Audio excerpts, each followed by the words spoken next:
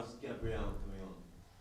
Well, we have a few. Obviously, it's match day -2, so we have to modify a few players. We have another training session tomorrow, so we will see how everybody's for Sunday. How would you rate his chances? Sorry? How would you rate his chances? See, we don't see tomorrow's training session. Very difficult to say something. Mikel? The same. Same. Is his slightly longer term, would you say? Depends how they evolve in the next few days. Okay. Corners. You've been labelled the corner kings after your efforts this season. What do you make of that and how it's been taken? Well, we want to be the kings of everything. On set pieces, the best in the world. High press, the best in the world. Attacking open spaces, the best in the world. Best atmosphere in the stadium, in the best. The best at everything. Before it was about we didn't score enough. We were soft defending. We didn't have mentality. We weren't physical enough. We could not challenge the top teams. 22 years, 17 years, 20 years without winning away from home in big matches. We want to be the best at everything. We want to have the best academy, the best individual development for players, the best of the best. Recruit the best players, best coaches. That's the aim. Just the kings then? That's the objective. If not, we have to go and do something else. A lot of people have been impressed with Declan Rice and Bukayo Saka's delivery as well. How hard a skill is that? How hard do they work on it? Well, they work like with any other kind of finishing, constantly. You know, we want to be a threat from everything that we do, and we have to take every opportunity to make it count and be a threat. Because Rice didn't originally take corners, that came about in your trip to the UAE, Dubai in the winter. Can you tell us how that came about and whose idea it was? Adapt the players' qualities to the team needs and how we can exploit the qualities that we have within the squad in the best possible way. It's all about the players. Every tactic, every decision, every position in the pitch is towards that. And you've been compared tongue-in-cheek to Stoke. Are you planning any long throw plans? I understood very well what Berbatov said. It was in the best possible way, so we'll take it as a big compliment. A compliment? 100%, yeah. Because they were so good at it? Sorry? Because Stoke were so good at those set pieces? I think so, no? Yeah. Yeah. And just on Martin Odegaard, he'll make, if he plays, his 100th Great. captain. How important and integral a player is he? A massive player that he showed again on big matches what he can deliver, what the spirit that he brings to the team, the quality he has to play in the way that we have to play. So really happy. Thank you. Thank you. Seth from the Premier League. Hi, Mikel. Were you watching the Fulham game last night? Yeah, sure. What did you make of it? Is it going to be a big challenge? Yeah, a big challenge. Obviously, we experienced last year. We lost 5 points against them. I was being very complimentary about them, about the coach and what they do. So yeah, it's always a really tough place to go. And of course, they have a lot of former Arsenal players in their ranks, and one. I'm doing very well as well, which I'm very happy for them. So Reiss is still one of our own, but the rest as well, and it will be great to see them. Have you been keeping in touch with Smith Rowe and what he's been doing? Once they leave, you have to leave them to do their own thing. Obviously, once in a while we speak to them, but yeah, very grateful for what they did for us, and wish them the best for now. And just to finish, last season when you lost against Fulham at Craven Cottage, you were in a difficult spell. You were probably quite tired, and then you went to Dubai. Do you feel like you've done things differently this season to avoid repeating that spell? Well, it's a little bit different, the period that we are in and where we're coming from, but you know, it's the demands of this league. You know, every game is so difficult. At that time as well, we lost a few games, so it was even harder. So things to do much better than we did last year, that's for sure. Thanks, Seth. Alex from the BBC. Hi, Mikel. Hi. Just on one of the players that scored from one of the set pieces in the game last week, Jurriën Timber. He's obviously come in, played a number of positions, slotted in for Ben White, who had such an important role in the team. Just what have you made of how he's progressed this season? Of course, he got his first goal as well. Yeah, really impressive. Obviously, he's coming from a long-term injury after his ACL. We knew the talent, the leadership, the skill that he has. So he's been in great form, and he gives us something very, very different to any other fullback that we have in the team, and his impact has been tremendous, I think.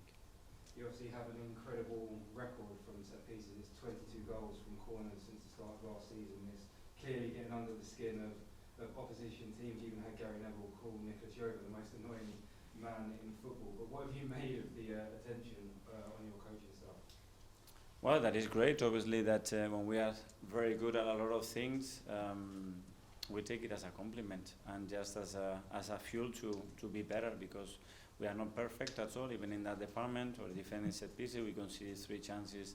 The 3 of them were coming from that kind of situation. So there is a lot to improve, and the margins are always there for us to explore and try to get better.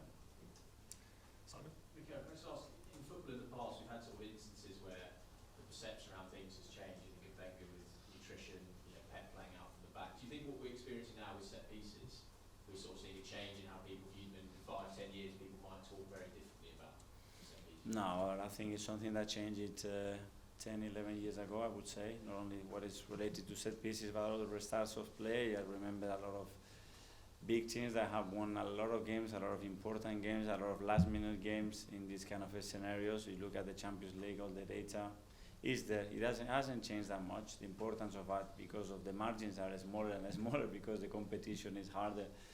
Probably people put more attention into that, but yeah, you have to dominate everything.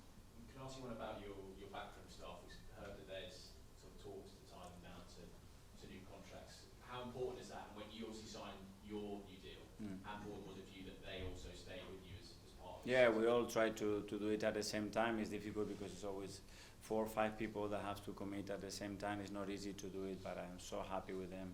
I value them at the highest level, and yeah, we all want to continue together, so hopefully it will be resolved very soon.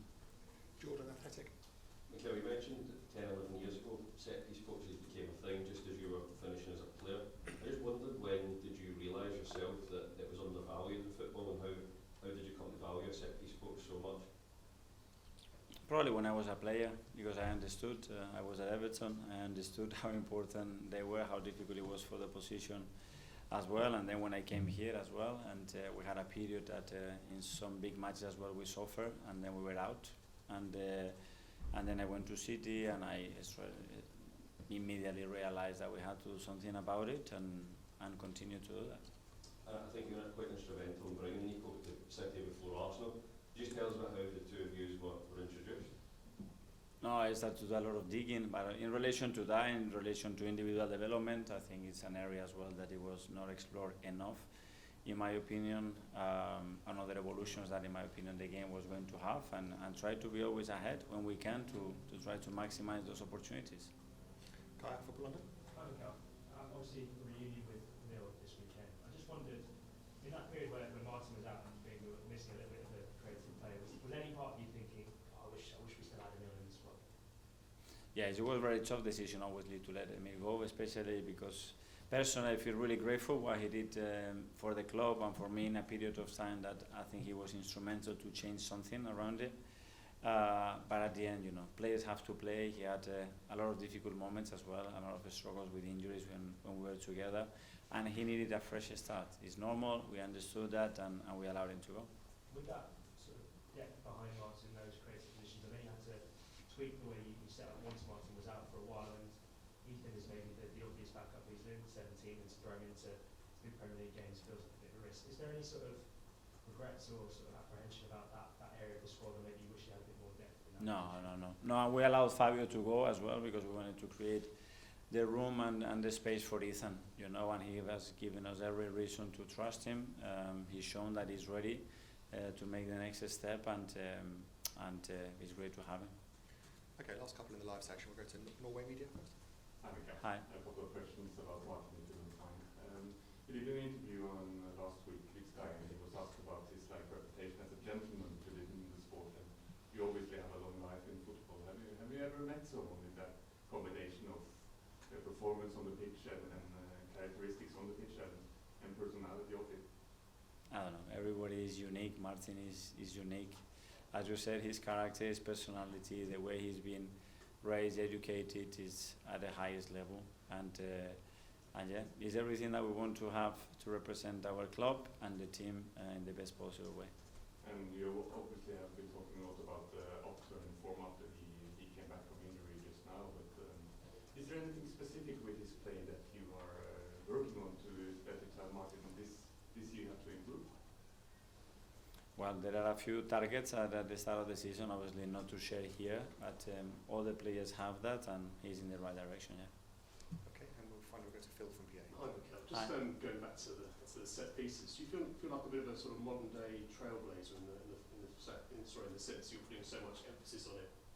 What's trailblazer? Trailblazer leader, trailblazer leader in the field. No, at all. No, I think they've been some exceptional teams on that.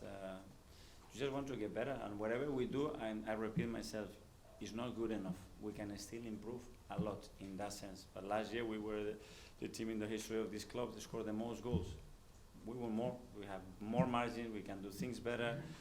With the defense, exactly the same thing. Environment, the same thing. Everything, we're going to try to improve it, for sure. Just given the success you've had with it, are you expecting your rivals to put a bit more emphasis? The success at the end is if we win what we want to win. That's the success. If that allows you to win a game, great. Another game, great. But it's a lot of element. I mean, to do what we did against Manchester United, to limit them to what they did, big credit to the team. It never happened in the history of Manchester United. So I have to put a lot of emphasis in what a lot of players did to that. Okay, that finishes the live section. We'll now go to 10:30 tonight. I'm sure it's very typical when any player leaves the club because they're all part of the same family. But with Emile, was it especially tough and tougher than any other really, given what he'd done and where he come from? It was a special one, for sure, but as well, you know, when you look to somebody in their eyes and he really believes that is the best move for him, that is the right time for him to move, that he really needs another challenge, at the end you have to understand that you have to show your gratitude and move on. That's it. And you played with Alex Iwobi, Yeah. briefly overlapped towards the end.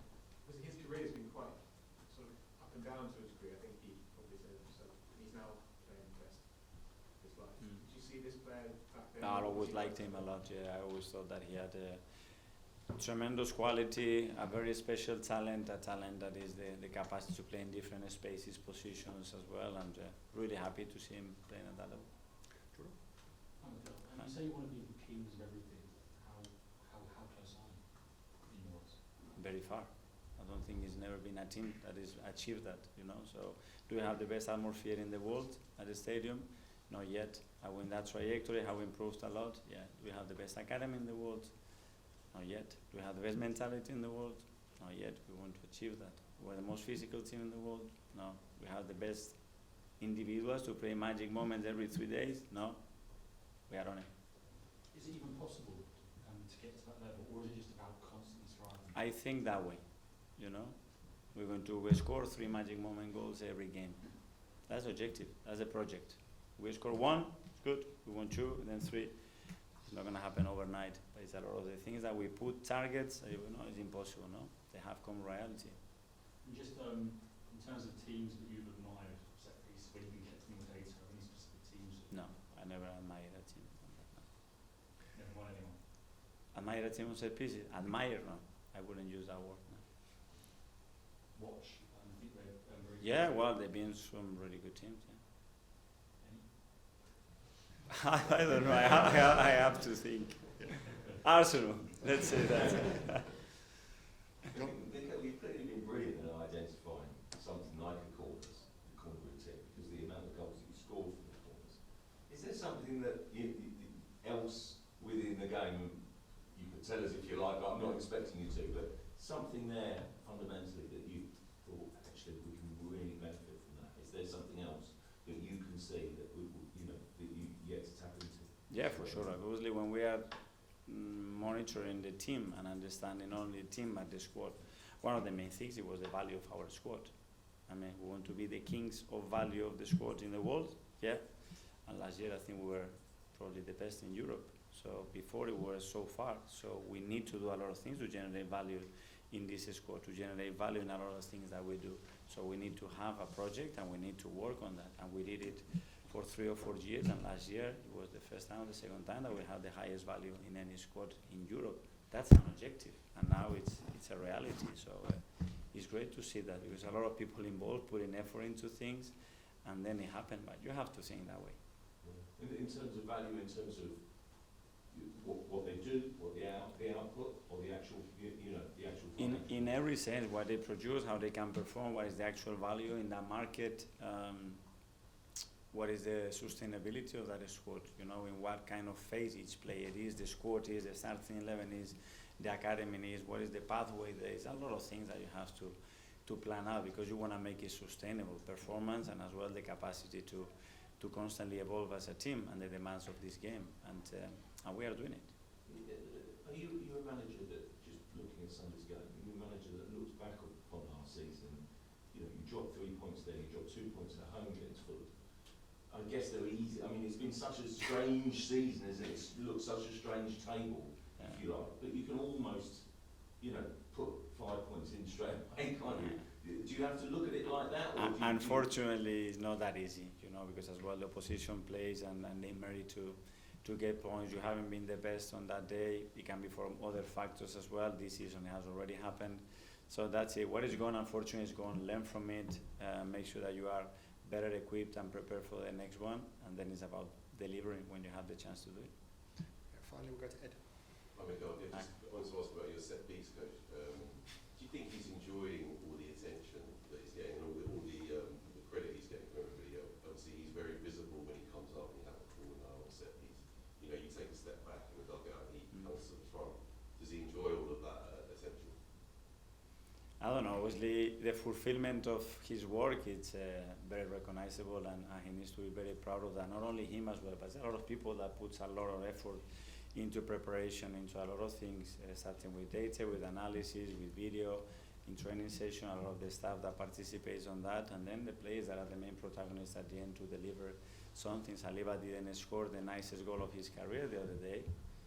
Look the way he celebrates. It's unbelievable. Look, the crowd celebrates. So those ugly goals are exactly the same as the most beautiful one that he scored against Bournemouth. Same value, same emotion, or even higher. So that tells you the story. And do you think that with your success with the set pieces created a bit of fear among your opponents now? Obviously 2 goals in the last game, and it's something you can capitalise on. I don't know how they will feel about it, what they do. That's not in our control. We have to control the things that we can do, especially the ones that we are doing really well and the things that we can improve. And in that area, again, we have still big margins. Okay, everyone. Thanks very much. Yeah, thank you. Thank you.